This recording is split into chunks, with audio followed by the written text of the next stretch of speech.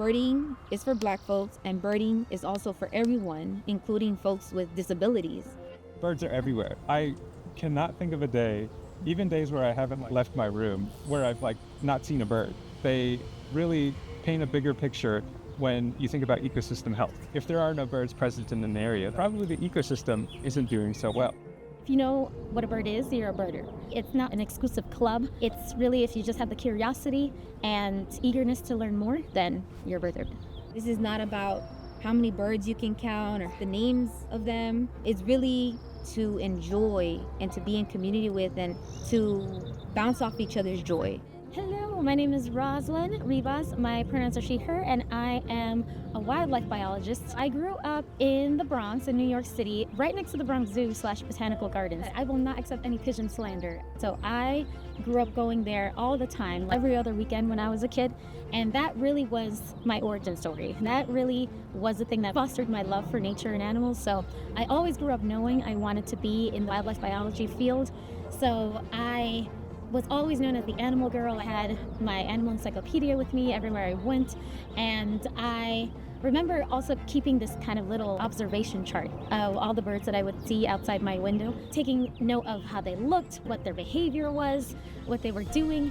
And I remember seeing cardinals and blue jays and thinking, oh my God, this is the most exotic thing I've ever seen. When I started working at National Audubon, that's when I started, I guess, professionally birding. So then that's where I saw so much. I mean, hawks, other birds of prey, northern flickers, woodpeckers, sparrows of all kinds. So it was incredible. Hello everyone, my name is Zee. My pronouns are they, them. I'm trans queer. I am Afro-Indigenous to Guzgatan, now known as El Salvador. I am a nature lover. I'm a birder. I love working with community, and I am a community organizer with the LA Black Workers Center. This was maybe 1.5 years into the pandemic. I signed up for this Wild LA book club. I didn't know what I was signing up for. And there was Dave Scott, who is an ornithologist and a wildlife photographer. And that was my first time seeing a Black woman learning about birds. It would really touch me to see a Black person talk about this, because I've never seen a Black person or a Black woman talk about birding as a career and to study the study of birds. I was amazed. And I didn't even know birding was a thing. I didn't know it had a name to it. So my name is Moses Aubrey. I use he, him pronouns, and I'm just a naturalist and birder at heart. I love being outdoors.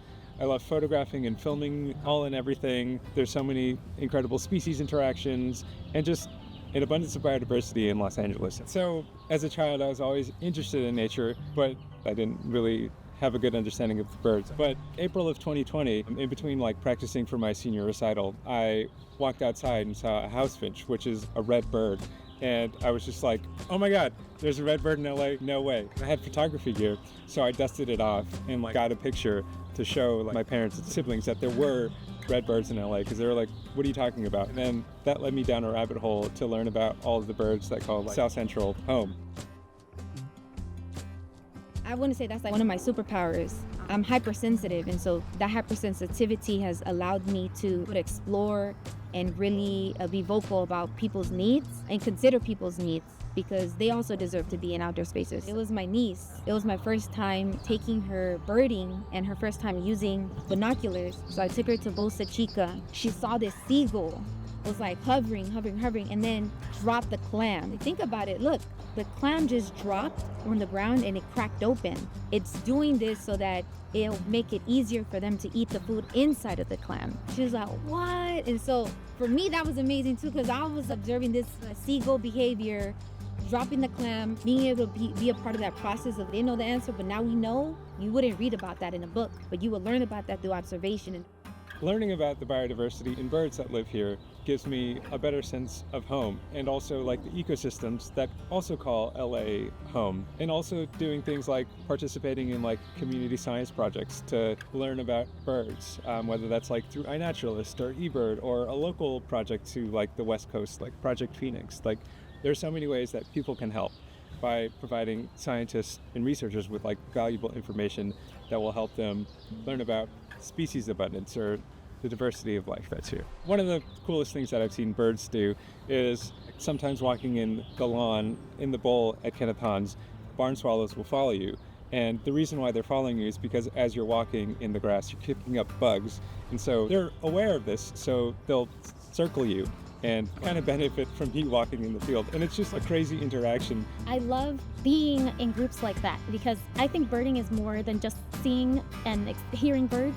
It's really just like a community bonding experience. One moment that really was such an affirming moment for me in the birding space was during an event I attended with Outdoor Afro. I was so happy to see a group that was specifically celebrating Black folks and it being in nature, and I was like, well, that's me. Like I'm here. So as an Afro-Latina queer woman, I feel so emboldened to be outside, especially at a time like this. Just be there, experience what a great blue heron is, or just like this new tree species. So I love it.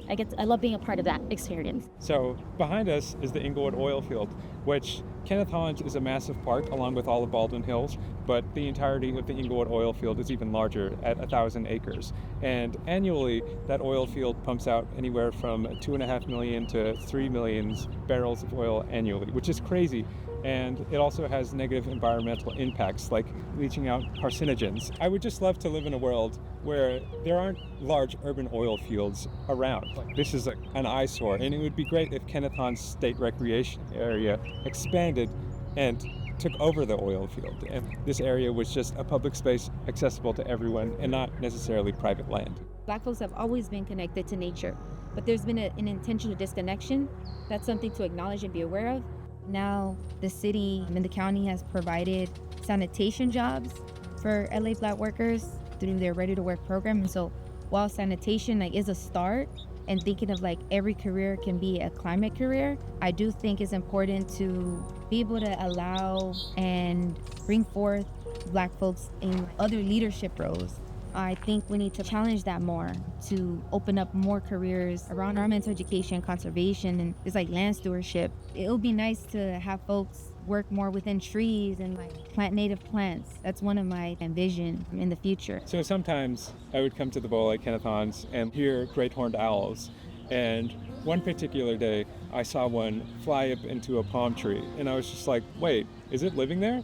And then I came back a couple of times later on that week, and I noticed that great horned owl was there, just living its best life in that palm tree. It was pretty well camouflaged, but not the most well camouflaged. I set up my camera looking for this owl, and people would ask, what are you looking for? And I would tell them, and some of them were completely mind blown that there were owls living their lives here in Kenneth Hans. And I think it was really cool because when I told that story about this owl that was living here, others felt inspired to tell me their stories. So it was a really cool way to connect with people and hear their stories about wildlife. Birds come in so many different sizes and shapes and colors, so I feel like they are true icons of the queer community also, and just of life, of all our communities together. You can see woodpecker, evidence of woodpecker pecking all the way up the branches. I think birding has taught me to be mindful because more often than not, you'll hear birds before you see them. So it's really important to kind of just have your ears open and utilize all of your senses. And I think that's something that we don't necessarily do in day-to-day life. So being more situationally aware, thinking about the time of year that it may be, and also just relaxing and realizing that, you're looking for birds. There's nothing stressful about that. It's just been a really grounding activity and a great way to be mindful. Birding can happen through a scope with binoculars.